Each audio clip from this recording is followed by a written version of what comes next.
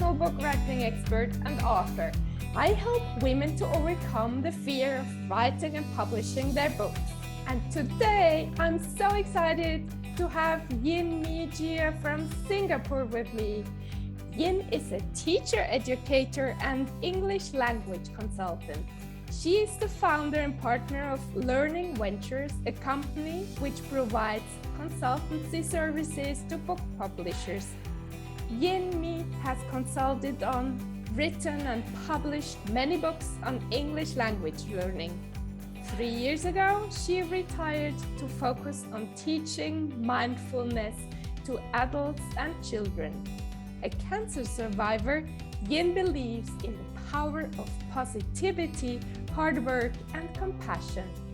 Through her mindfulness teaching, she provides the value of self-care practices, mental health, and the cultivation of a compassion mindset. Welcome to the show, dear Yin. Thank you so much, Esther. It's my pleasure to be here. Thank you for inviting me. So let's go to the first question, which is always, I'd like to know what has been your turning moments in your life? I would say that there are several turning points in my life, and most of them actually have got to do with education. So my first big turning point must be leaving home when I was 23 to come to Singapore. And that was actually to pursue a professional degree in education. So I came here and I started to study and work here. And in the course of being here, I met my husband. And so when I got married, I would say that is my second big turning point, because my husband is very, very important to me.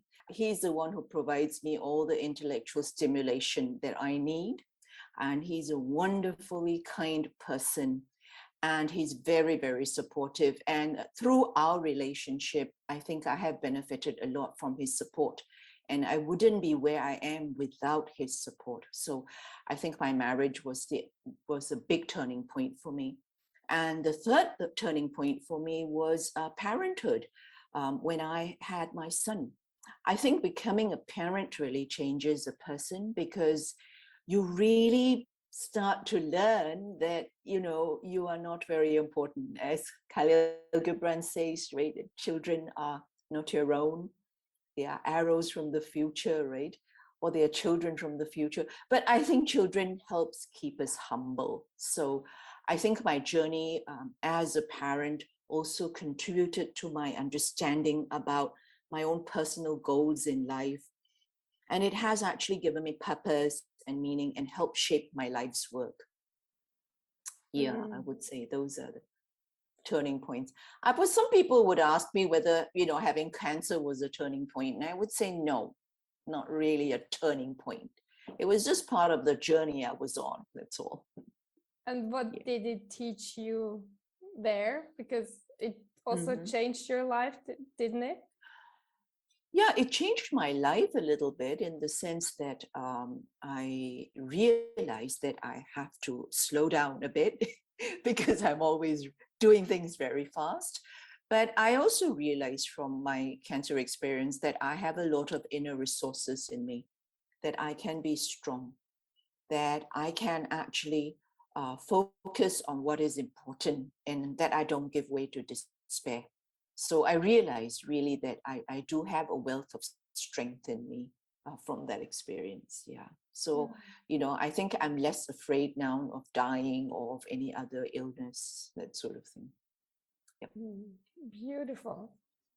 And then you teach mindfulness. Yes. Let's talk about this important topic. I actually came to mindfulness because of my son. When he was a teenager, he was growing up, he actually had a lot of issues that he was dealing with. And being the young mother that I was, I only have one child. So, I was relatively inexperienced, although I'm the eldest of 8 children. So I really should know something about parenting. But, you never really know about parenting, do you? There is no guidebook for that, no parenting for dummies. So I found that I had challenges with him, and I found that there were times when I found it very hard to deal with his issues and my issues. And I realized then that I need to have some kind of inner resources in me to deal with the challenges in life that are coming, right? I think up to that point, I was very lucky not to have any major challenges. Really, everything was, they were, kind of difficulties, but not anything I could overcome. But my son really showed me that there are some things that I couldn't possibly solve or fix that easily. So I decided that I needed to have inner resources developed. I need to have some spiritual guidance. And so I turned to yoga and mindfulness. And that mindfulness actually has also helped me through my cancer journey. Yeah. Mm. And do you remember what was the biggest difficulty with your son? Let me know a little bit more. Okay. Well, my son, I adopted my son from childbirth. So when he grew up, I think he had issues of abandonment. I think a lot of adopted children feel that way. They feel a little lost, especially in their teenage years. And so he had a lot of questions about, why was he given up and all that. But he actually, although I told him about his history, he actually didn't ask to go and find his parents or anything. He just kept everything bottled up.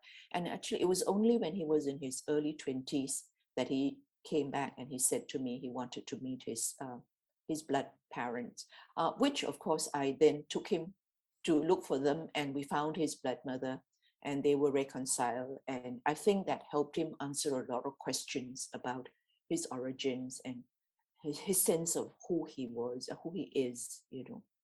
I can understand that it must have been quite difficult for him also, not understanding all these things.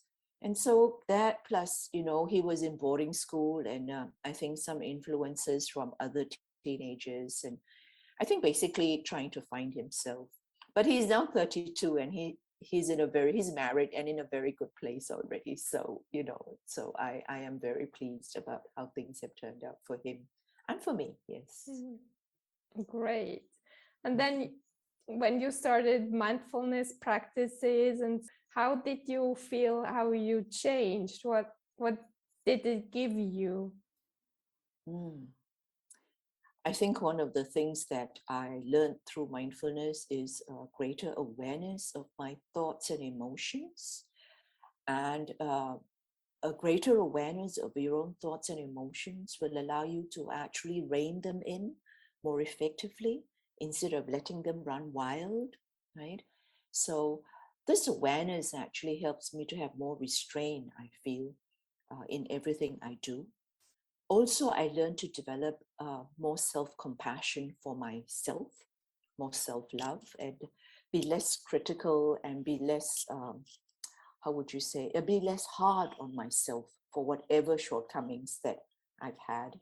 And at the same time, also be able to extend this kind of compassion, forgiveness, love to all around me. And at the same time, also, I think develop a great store of gratitude for whatever else was working right for me, despite some of the roadblocks along the way. So I was able to recognize that every difficulty I have is just part of the journey that I'm going to.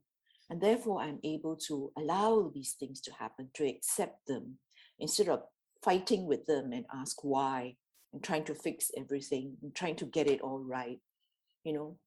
Instead, I just let them be. And I try to be patient and listen to what is happening to me. And I think that helps, because then I'm not in a big rush to fix my son's problems or to fix whatever issues he has, but instead, be someone who is there just to listen, and just to empathize with him. Yeah. And I think in the course of all that, now I'm a better listener, maybe. I'm more aware in my speech about the things I am saying, and when I'm talking to people, whether the things I say are going to hurt other people or it's beneficial or not. So I think in all, I would say, to quote my teacher, greater restraint in everything I do. Yeah, less impulsive. Maybe that comes with old age too. I don't know. And when now adults and children come to you and want to learn mindfulness, where do you start with them? That certainly with children, how do you do that? Yeah, yeah. So usually with children, we don't try to teach anything too deep, but the first thing I try to teach them, of course, is to develop greater awareness of their five senses. So we focus on the sense of sight, sound, and smell. We do various activities. We also focus on the sense of sound, listening. They listen to the bell quietly for a while. They try to explore what is it they heard, what is it they are paying attention to. So in the exploration of the five senses, we bring up this idea of paying attention to the senses around you. So we talk about mindfulness as paying attention to what is around you and what is inside you. Yeah. So, what is inside you, of course, what are the thoughts that you have? What are the feelings you have? And so from exploring the five senses, we go into exploring the inner thoughts and emotions that the children have by talking about their feelings, and things like that. So we also do short little sits, kind of like, paying attention, short moments of attention over and over again. So we do this until they are able to develop a focus. But a lot of the time when parents come to me and want mindfulness for their children, they always tell me that, their children are so distracted and all that and this and that. And I always say to them, we should not try to fix children or anybody. We should always try to fix ourselves. So you shouldn't do mindfulness because you think that your children can be fixed or can be, shaped into this way. Because mindfulness is not a tool for discipline. Yeah. So if any disciplining is involved or is needed, it's really ourselves. So we must fix ourselves first. Usually it's in us, isn't it? Yeah. How we view the whole situation. Yeah. So I always try to do that first. And how do you help parents? Really, I help parents by again developing their own awareness of themselves, because a lot of the time, parents are such busy people. They are doing things, 5 or 6 things at one time, tossing so many balls and keeping them in the air. And obviously, in this multitasking, you cannot be paying 100% attention to any one of the balls that you have in the air, right? So I think it's really important for parents and anybody else to periodically stop, pause, and take into your own awareness of what is happening around you. So sometimes when we talk about our children misbehaving or acting out and all that, that might not be them. That might be a reaction to us, right? So we must first be aware of what our actions, what our words are when we are interacting with our children. So I try to ask them, because my own philosophy really is you can't change other people. You can only change yourself, right? So my goal always is, number one, be aware of yourself. Number two, take care of yourself, because you can't pour from an empty cup. So you must fill yourself up to the brim, and then when you are whole, then you have room in your heart, in your mind to think about the other people. You don't have that room when when your cup is half full. You're struggling yourself. How can you take care of anybody? So you must first take care of yourself. But unfortunately, parents, being busy people, really don't have the time and the energy to do that first, right? Or maybe they will only know that in hindsight. Yeah. That's a difficult part. But as I always say, mindfulness is a practice. So, we all have to work at it. It's not something that is a quick fix. Definitely not.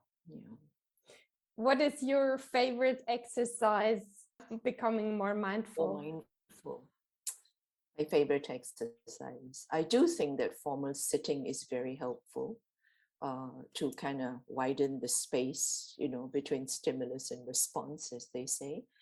But a lot of the time, I think the one thing I try to do is to pause and to take some breaths, is to really take a few breaths and to pause. I have a note in front of my computer that says pause, So I think my favorite thing must be to remember to pause and to remember to rest, to take a break. Because I'm one of those people who, just work, and always forget to take a break. Yeah.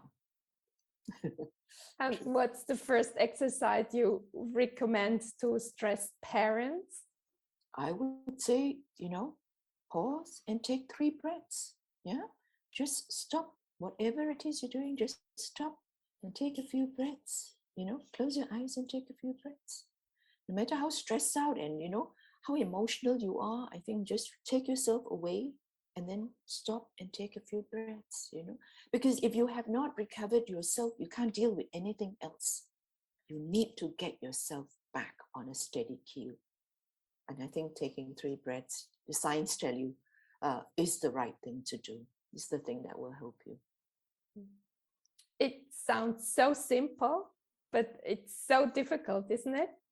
It is. The simplest things are the most difficult, isn't it? I mean, number one, in the heat of that emotion, can you remember to pause? Most of us can't, because we get carried away by our emotions then, and then we go on to say and do things that we regret later on. Yeah, that's the sad part. I think remembering to kind of like pause, stop or slow down, is really crucial, and it's not that important, not that easy to do. No, if it's that easy, we won't have so many quarrels in the world, right? Yeah, true. Yin, what kind of ideas do you give people who don't sit in front of a computer and don't have this tag to pause? Oh, actually, we can practice mindfulness in our everyday life. I think people routinely, even when I'm walking, I try to not just walk blindly wherever it is. I try to pay attention to where I am. I look around where I am. I use my 5 senses, I try to listen. I try to feel, smell, touch. When I'm washing the dishes, I pay attention to the water, to the warmth, to the cold of the water and the soap, right? When I eat, I pay attention to the food. I don't just, I try to really taste the food. I kind of look at the food, try to, remember what the taste is like. I have friends who tell me that they can't distinguish between chicken and beef, for instance, because they're eating, without, yeah. So every small thing that you do, like when I get into my car, I always say to myself, now I am driving, I'm going to drive, and I will focus on driving. I turn my phone to silent. In fact, I turn no notifications, and I don't try to do other things beyond listening to my radio when I'm driving, because I think you need to focus, to bring your attention to whatever you are doing. And I think that's one thing we can do, always to bring our attention to whatever it is we are doing. Like when I'm watching television and my son comes to talk to me, I will immediately turn the television off, or I will stop it, and then I will listen to him. Because I feel like the present is so important. Whatever I don't want to listen to at that moment is going to pass, and I'm going to miss it forever, right? There is no, the past is in the past, the future we don't know. What we have is really this moment. And like my moment with you, Esther, will pass when this is over. Yeah, if I don't pay attention to you, I won't even remember what it is we've talked about, what is it we've done. This is so beautiful. You give me goosebumps saying that. Yeah. So, and what else is important in life? Well, we know it's the most important, but maybe you might mention other things. Well, I think there are many things that are important in life. And I think you did ask me, what did life teach me? And I tried to think so hard about that. And I think the one thing that life has taught me is that it's not how clever you are or how rich you are and all that, but what is really important are the relationships you have with people. I think emotional quotient, EQ, is really, emotional intelligence is really very important. And when I look back at my own career, really, I feel that a lot of what I've done well is because I have good relationships with people rather than because I was a brilliant teacher or was a brilliant this and that. No, I don't think so. So I feel that if there's anything life has taught me, it is that it has taught me to be kind to people, to be polite to people, and to do what I can to help other people, because whatever you give comes back to you tenfold, you know. So I think for me, that is a very important lesson. I'm a very lucky person in the sense that I don't have a lot of things that I really need in life. But I think that's partly because I have good relationships, with people that I love and friends and things like that. And how about your books? Your latest book you're writing on, what is it? Oh my goodness. Currently, I'm actually working on some self-care book or course for teachers. I'm in the midst of doing that, among many other things I'm doing. That's one thing I'm working on, and kind of temporarily put it on hold because I have a couple of classes coming up in November. So I'm working on that. I'm also still working on my short stories. It's still not done, So short story writing is very challenging. I don't think it's my strength. My strengths tend to be in nonfiction, but I do want to work on that as well. And as always, I'm working on some poetry, which is something that I really enjoy doing. And amongst all of that, I'm trying to work on the second part of my memoir in Singapore, from Singapore onwards. I've come up with an outline and written the first bit, but it's just sitting there now. So, yeah. So you need to have time for that. Yeah, Make it's an time. ongoing thing. Yes, I have so many things that I'm interested in. Currently, I'm also doing art in a big way. I enjoy art a lot, and I get distracted because every day I want to take out some paints and paint something. But it's all right because I think it's a right brain thing. So, sometimes when I do something right brain, it will help me in my writing or help me in thinking about other things as well. So I do enjoy that distraction sometimes. Yeah. And what else is important in your life, or what is there you haven't done but you still dream of doing?